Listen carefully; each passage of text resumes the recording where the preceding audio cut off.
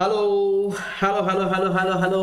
তো চলো আজকে আমরা এই ভিডিওতে চ্যাপ্টার নাম্বার 4 মানে আয়ত ঘন চ্যাপ্টার কোশ্চেন নাম্বার 9 নিয়ে আলোচনা করব। কোশ্চেন নাম্বার 9, চলো দেখা যাক তাহলে কোশ্চেনটা কি আছে।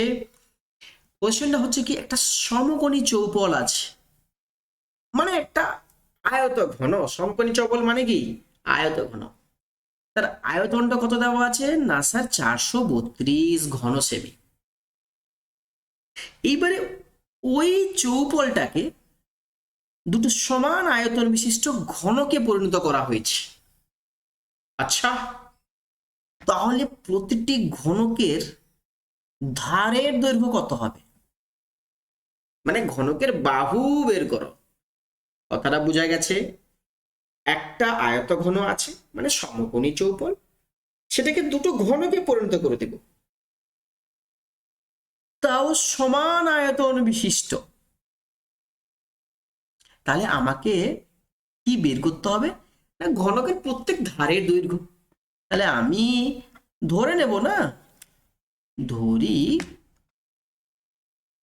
প্রতিটি ঘনকের, দুটো ঘনক আছে, প্রতিটি ঘনকের প্রত্যেক বাহুর দৈর্ঘ্য या फिर ধারের দৈর্ঘ্য, যা পারবে লিখো, প্রত্যেক ধারের দৈর্ঘ্য সমান a সেন্টিমিটার। Yes sir. তাহলে অতএব ঘনকের আয়তনটা কত হয়ে যাবে, ঘনকের আয়তনটা কত হয়ে যাবে বাবু, কে বলবে আমাকে?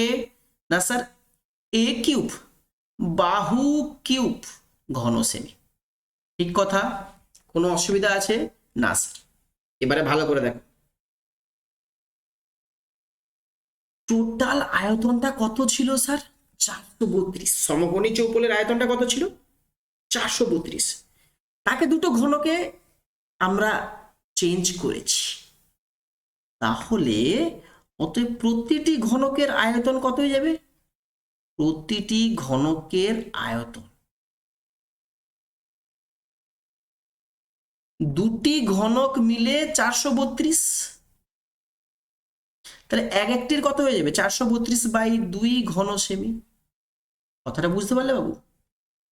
কেন, একটা সমকোণী চৌপল থেকে দুটো ঘনক পাওয়া গেছে, তাহলে এই যে সমকোণী চৌপলের যে আয়তন আর দুটো ঘনকের আয়তন কি হবে, সেম হবে। তাহলে দুটো ঘনকের আয়তন তাহলে সেম মানে কত, 432। তাহলে একটি ঘনকের আয়তন কত হবে, 432/2 মানে 216 ঘন সেমি। তো দেয়ারফোর অতএব ঘনকের আয়তনের কি ফর্মুলা রে বাবা, লিখে রেখেছি আমরা a cube is equal to 216।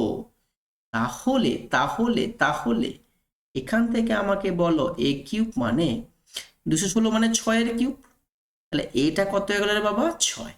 Therefore অতএব ঘনকের প্রতিটি ধারের দৈর্ঘ্য স্যার কত, না স্যার 6 সেন্টিমিটার। কোশ্চেনটা বুঝতে পেরেছো? বাকি যে কোশ্চেন্স গুলো আর সমস্ত কনসেপ্ট আমি অলরেডি আপলোড করে দিয়েছি, তোমরা যাও আর ভালো করে শেখো এই চ্যাপ্টারটাকে। Okay, thank you everybody, bye by.